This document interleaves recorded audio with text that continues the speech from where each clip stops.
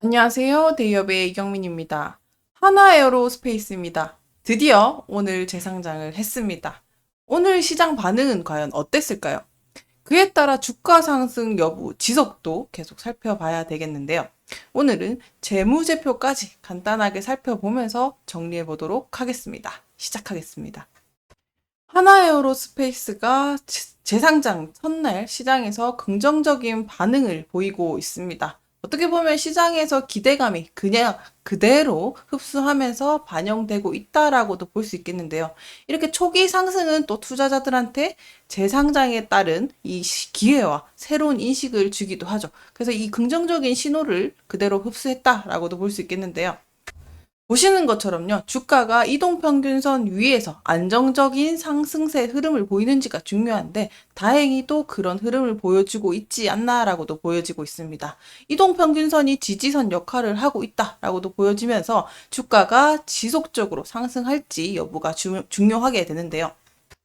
이번 재상장 첫날의 움직임을 통해서 어떻게 보면 이 인적 분할이 완료된 후에 하나에어로스페이스가 기업 구조가 또 명확해지면서 이것들이 투자자들한테 또 안정감을 주고 있지 않나라고도 해석이 되고요. 이 주식시장에 대한 긍정적인 심리도 반영이 되면서 더불어서 방산 부분에 대한 기대감도 크기 때문에 주가 상승에 대한 믿음이 굳건해지고 있다라고도 보실 수가 있겠습니다.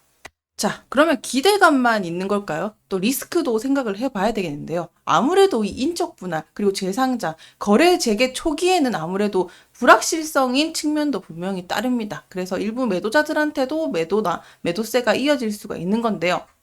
매도세 측면에서는 초기 상승세가 만약에 지속되면은 패닉 매도나 이런 것들이 줄어들 수 있기 때문에 오히려 매수세가 강화될 수 있는 상황도 벌어질 수 있습니다. 양쪽으로 생각해 볼 수가 있겠는데, 일단은 제가 봤을 때는 매도세보다는 매수세에 조금 힘을 실을 수 있지 않을까라고도 생각을 합니다.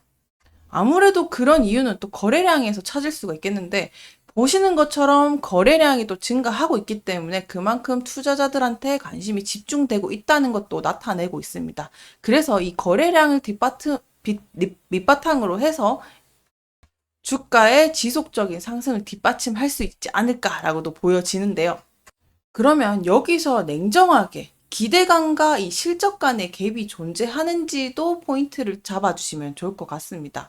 인적 분할 후에는 또 혹시나 기대감이 크게 반영된 상황이라면은 기업이 실제 실적이 거기에 따라 못 미치게 되면 그만큼 주가가 급락할 우려가 있게 되죠. 그래서 현재 하나 에어로스페이스가 실적 개선 기대감이 좀 높기도 한데 또 그 기대가 실제로 이루어질 수 있을지 앞으로 정황들을 살펴봐야 할 것 같은데요. 하나에어로는 해외도 그렇고 국내도 그렇고 승승장구하고 있죠. 간단하게 정리해드리면 해외 수주 부분에 있어서도 폴란드 천무 2차랑 루마니아 K9 수주를 또 성공적으로 달성을 했고 9월에는 비공개 수주도 공시가 있었습니다. 그래서 추가적으로 폴란드, 루마니아, 중동, 라트비아 여러 다양한 국가들에서 수주 가능성까지 계속 일어나고 있고요. 그리고 국내 부분에 있어서도 올해 남은 기간에도 K21 4차 양산과 국내 양산 계획에 또 집중할 것으로 보이니까 국내나 국외나 상당히 활발한 계약 이슈들이 준비해 있다라고도 볼 수 있겠습니다. 따라서 하나 에어로스페이스는 기존의 이 방산 부분의 기업 가치 상승도 뒷받침될 부분이 아니라 수주 잔고까지 지속적인 성장을 이어나갈 것으로 보입니다. 구체적으로는 내년에 수주까지 계속 준비해 있는데 내년에 K9 자주포랑 레드백 장갑차 이런 것들이 국산화가 완료되고 난 뒤에 중동으로 수출이 더 뻗어나갈 수 있다는 것도 염두해 주시면 좋을 것 같은데요. 사우디아라비아랑 아랍에미리트의 교체 수요를 또 고려했을 때 더 시장 파이가 커진다라고까지 보실 수가 있겠습니다. 재무제표를 보시게 되면요. 하나에어로스페이스는 21년부터 꾸준히 지속적인 성장세를 보이고 있습니다.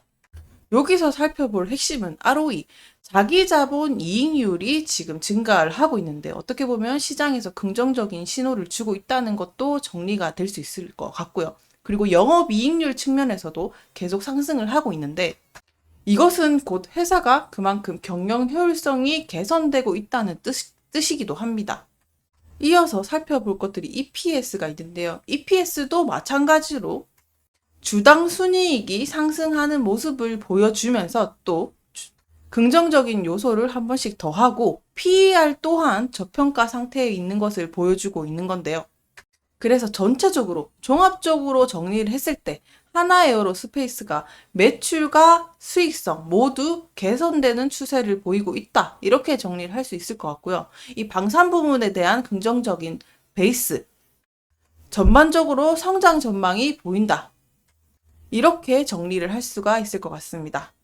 이번에는 차트를 통해서 이 심리적 저항에 대해서 한번 얘기를 해보도록 하겠습니다. 이 과거의 최고가, 얼마 전에 최고가를 갱신을 했죠. 이미 이제 주가가 최근에 비해서 주가가 이미 높은 수준에 도달했다고도 볼 수가 있겠는데요.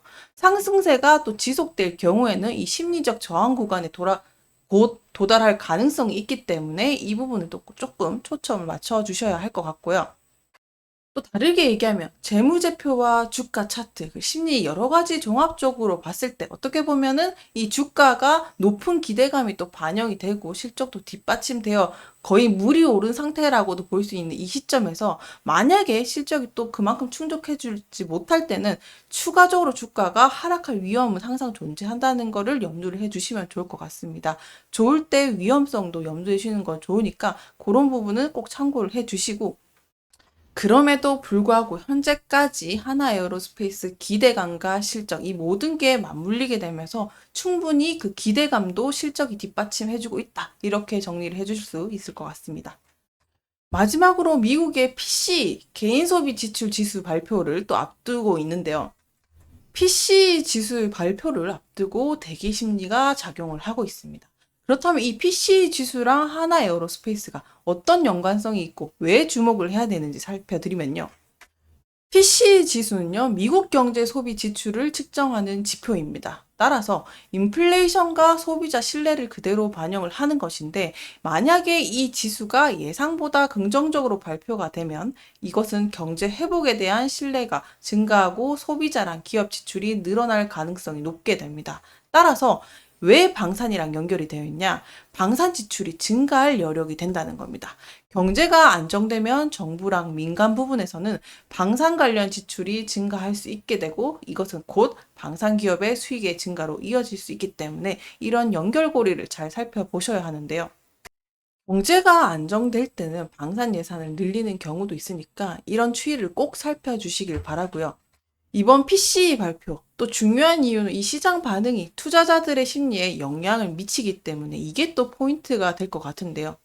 긍정적인 경제 지표는 방산기업에 대한 투자 신뢰를 높이기 때문에 하나에어로스페이스와 같은 이런 산업군에 대해서는 더 높은 성장을 기대할 수 있는 발판이 될 수도 있습니다.